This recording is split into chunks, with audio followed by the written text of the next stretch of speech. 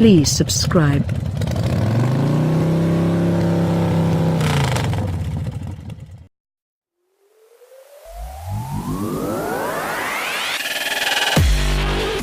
Big cells, and General Motors knows that better than anyone. Its truck-based full-size Chevrolet, GMC, and Cadillac SUVs dominate their respective segments, and the outgoing Lambda 3-row crossovers, the Chevrolet Traverse, GMC Acadia, and Buick Enclave, racked up big numbers over their long lifespans as well. Now those crossovers are entering their second generation. We've already driven the new, smaller Acadia, while the Buick has yet to make its debut, and Chevrolet's redesigned 2018 Traverse is still thinking big. The new Traverse is undiminished in size, with a wheelbase that's 2 inches longer than that of its predecessor and a full 8 inches longer than the new Acadia's, though it still shares its basic architecture with the GMC. This pays dividends for passengers. Chevrolet claims that the new Traverse provides more headroom and legroom for the second and third row riders. Impressive, considering that the outgoing Traverse already had one of the most spacious cabins in its class. The cargo area shrinks compared with the old Traverse, although the new model's space behind the third row, 23 cubic feet, still beats competitors such as the Honda Pilot, 16 cubic feet, and the Ford Explorer, 21 cubic feet. Likewise, total cargo space with all seats folded goes from 116 cubic feet down to 99 cubic feet, although that figure manages to top the similarly big-boned Volkswagen Atlas's 97 cubic feet.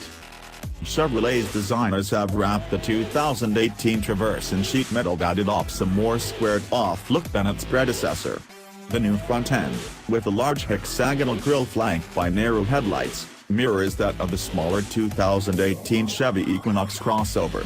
A body color C-pillar breaks up the side glass area for a more upright, truck-like profile, and the rear end is similar to that of the Acadia, albeit with different taillights.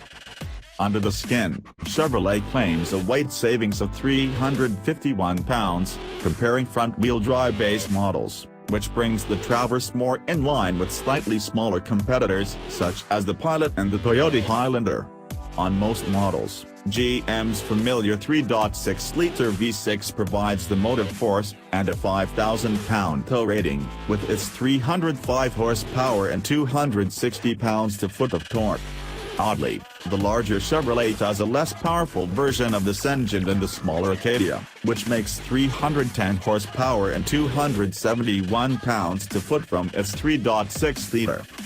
The Traverse's new RS trim level is also perplexing, as the purportedly sporty version of the Traverse comes only with front-wheel drive and a turbocharged 2.0-liter 4-cylinder making 255 horsepower.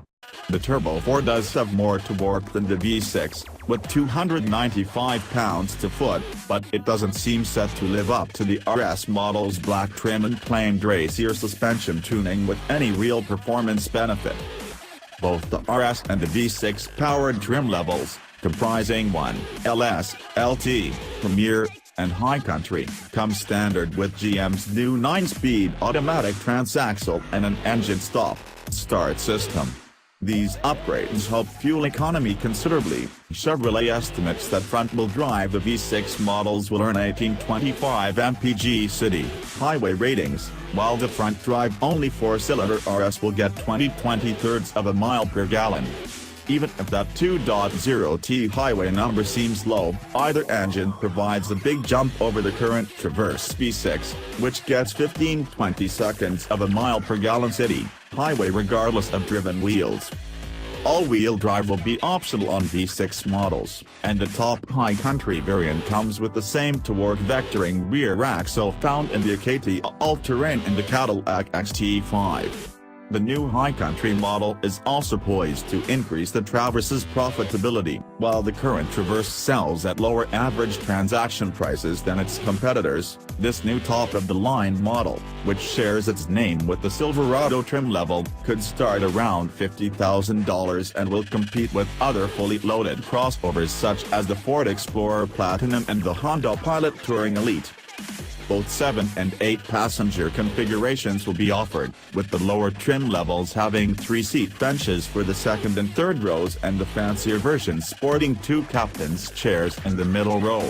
Families will appreciate the quick-release second-row seat that allows easy access to the third row, although Chevrolet limits the tumbling function to the passenger side only. Even so, the Traverse's list of available features is predictably long and includes Apple CarPlay and Android Auto, a hands-free power liftgate, GM's rear seat reminder system, a 360-degree camera, and active safety features such as adaptive cruise control and automated emergency braking.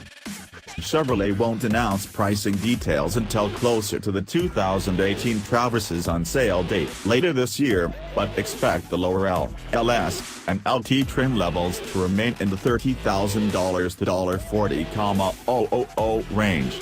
The RS should slot in between the LT and the Premier models slightly above that, while the High Country will sit at the top of the lineup.